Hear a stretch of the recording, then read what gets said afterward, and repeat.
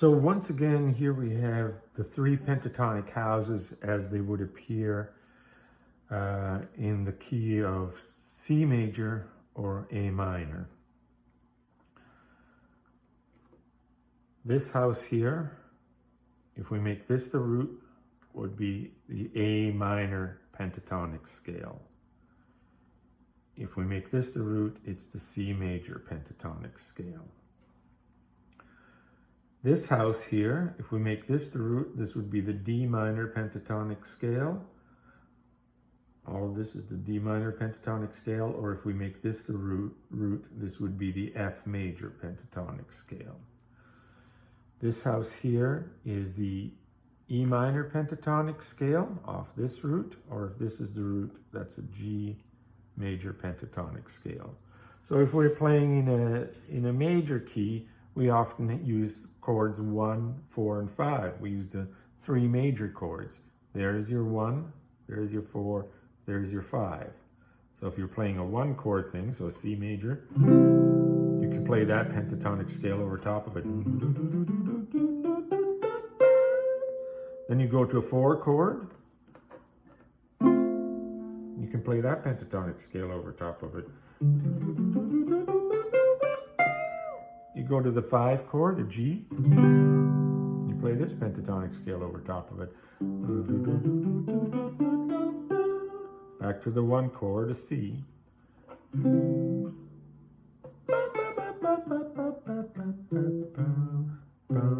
Land it right here in that note, okay? That's just using pentatonics, but you can emphasize. Now, if we did it in the minor scale, we've done this before, so just quickly here. A minor, playing this scale here. D minor, that's the 4 of A, right? A, B, C, D, 1, 2, 3, 4. Going to the 5, that would be going all the way to this, which is the same as that, an octave higher. So that's an E minor. Back to A minor. Okay, but what I want to talk to you about today is the magic that happens inside the long box of each of these things here. If you see this configuration here, if this is indeed C major, you would see this configuration. You would see an F note right here and a B note right here, right? And then you would see a C note here and an F here, and you would see a B note here and an E note here. Okay, this is really critical that you see these boxes with these different interiors. If the notes are close to here, then that means that this is either a 2 chord or a 4 chord. If the 2 notes are close to the line, then that means it's either a 3 chord or a 5 chord.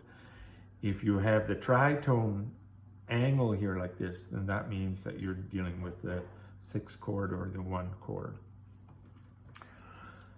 Now what's interesting is as you shift these notes, you can change the key of these things. First of all, let me go back to this one here. When you see this configuration here, I call that the crux. Here we have the same configuration. This is the crux, okay? This is a C, this is a C as well. Imagine this as being yellow, okay? So that gives you the major root of the key. Whenever you see 4 notes like this in a group, in this corner here is the root of the key, okay? Now, if we were to change that B to a B flat, all the other notes stay the same, then we're changing the key of C to the key of F, because this is moving down, that's turning this into the crux. There's our F, okay? This is moving down. Now we have the tritone that we had here is here. So this becomes the new root, the F, okay? And in this case, if we've moved down to B flat, This B is moving right off. We don't have it, so this is no longer one of the long boxes. Okay, putting all that back again the way we had it.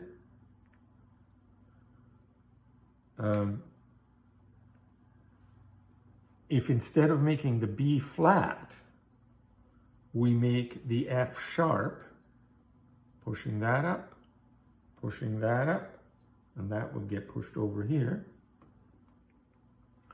Then now we see the crux here. This is an F sharp, this is the G. This is an F sharp, this is the G. Okay, the G is now the new key. So that's the thing to watch for. Let's just take this out of here for a moment. If you see this, then this shape here is either the 1 of the key or the 6 of the key, right? 1, 7, 6. So an A minor or C major. If you see moving down like this, then this becomes the 3 of the key or the 5 of the key. And if you see it like this, then this becomes the 2 of the key or the 4 of the key. I don't know if that's clear enough, but I hope so.